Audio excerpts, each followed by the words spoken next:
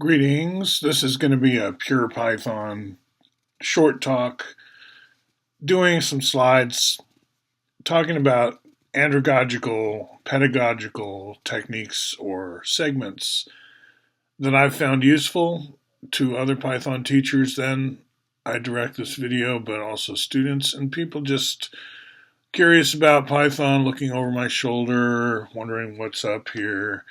I call it Elite Python, partly thanking Sunshine Elite Education for the opportunity I had a while back to develop curriculum for them and implement it. And currently, Clarusway, a client for which I am a teacher. They are my employer as a contract instructor for some Python for adults. The Sunshine Elite was eighth graders, very precocious, however. Anyway, this generator for pi, I think, ought to be spread more. It's indecipherable to me. Guido points out it's clearly some kind of continued fraction kind of thing.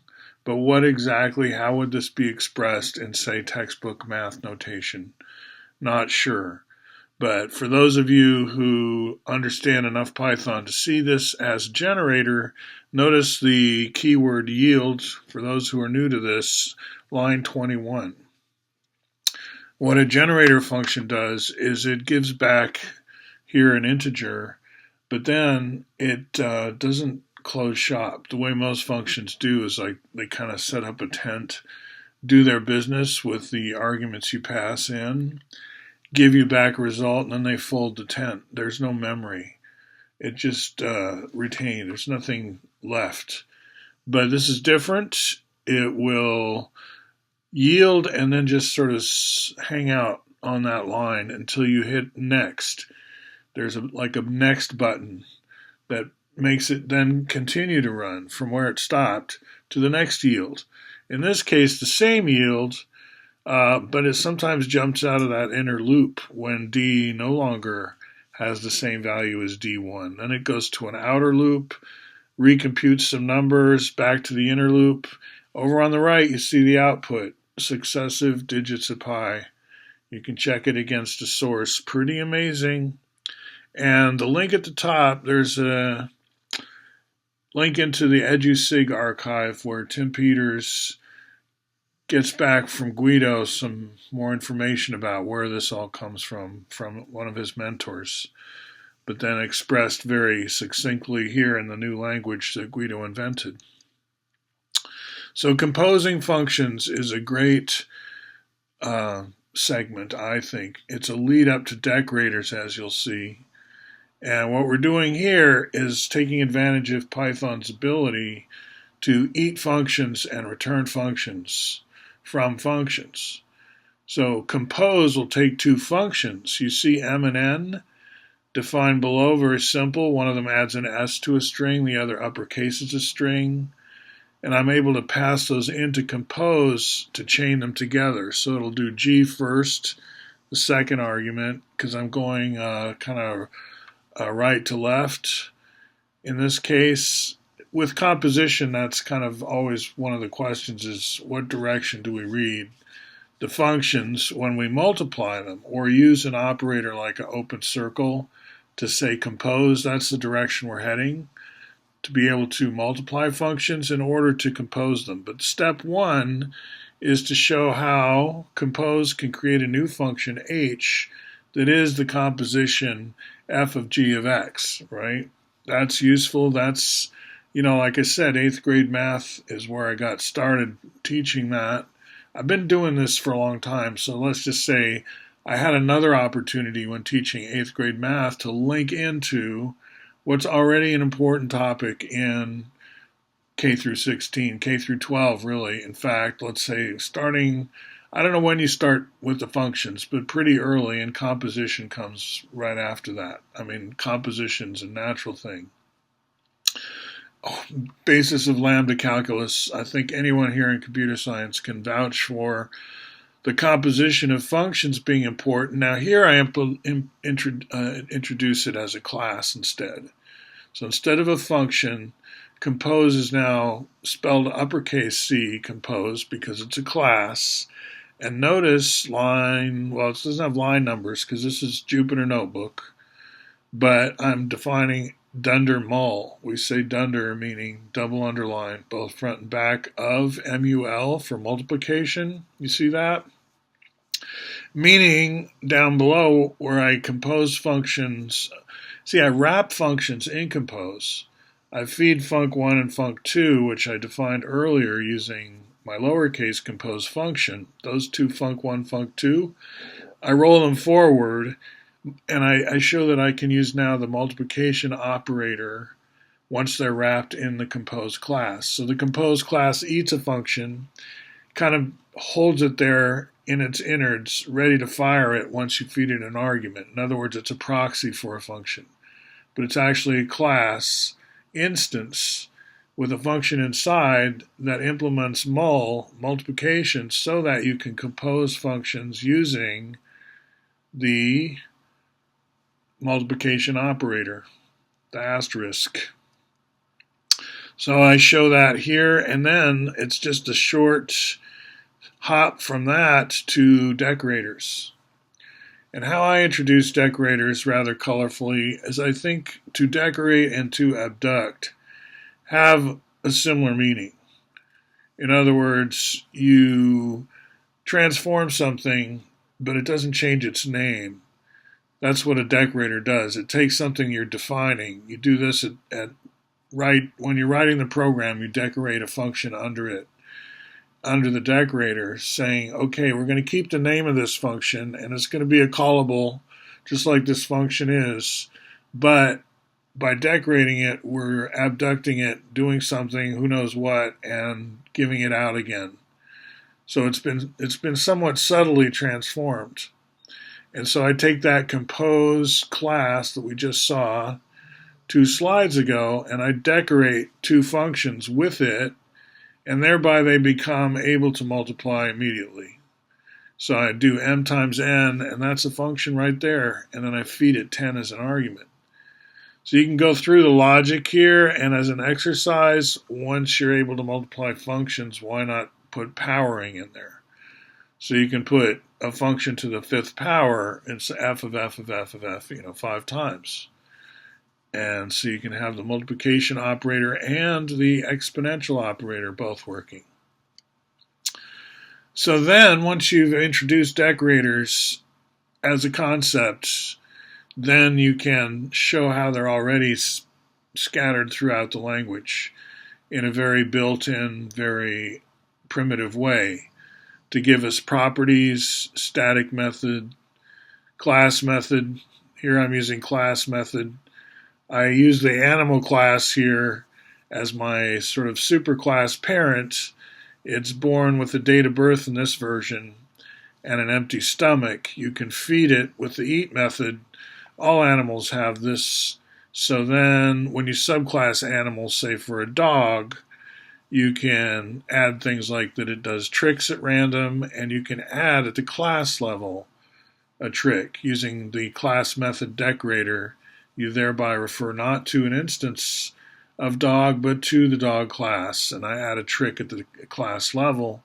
So all dog instances now could do this new trick, beg, or whatever you want to add to that list of tricks, which again are stored at the class level.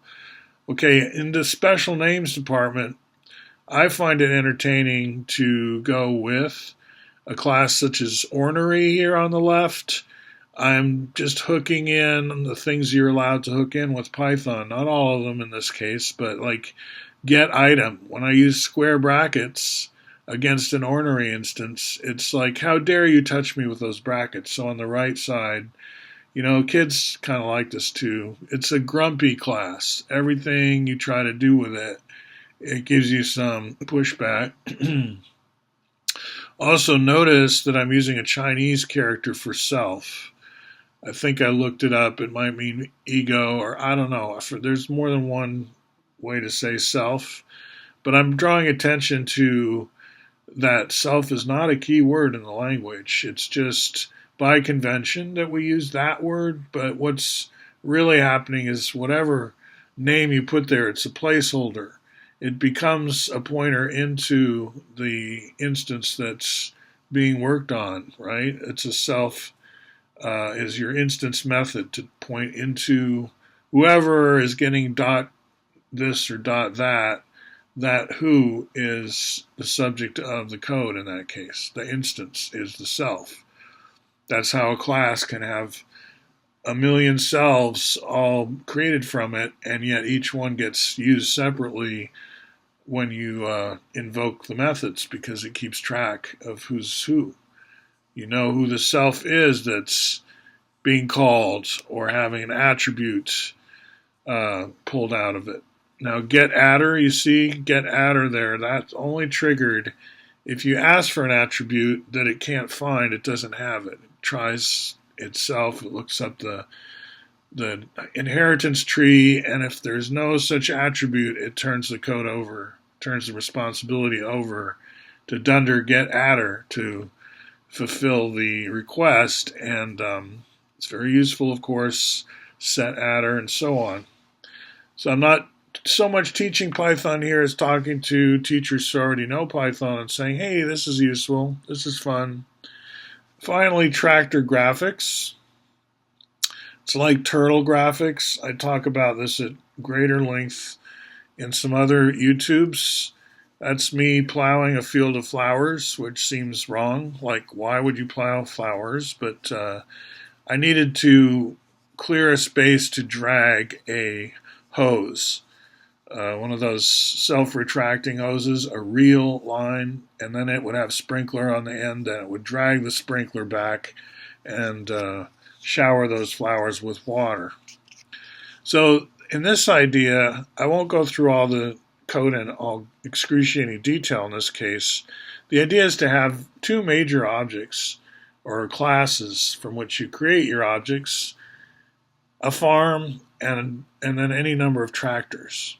And the farm is simply a two-dimensional data structure filled with some Unicode characters, in this case an asterisk, and it's got a height by width, a certain number of rows and columns, and your tractor is kind of a raster device. I have it go to the end of a row and then wrap around to the beginning of the next row, so like a reading pattern, the way we read left to right. And you could create it right to left if you prefer. You could go up and down. I mean, these are the variations that as a teacher you would want to implement.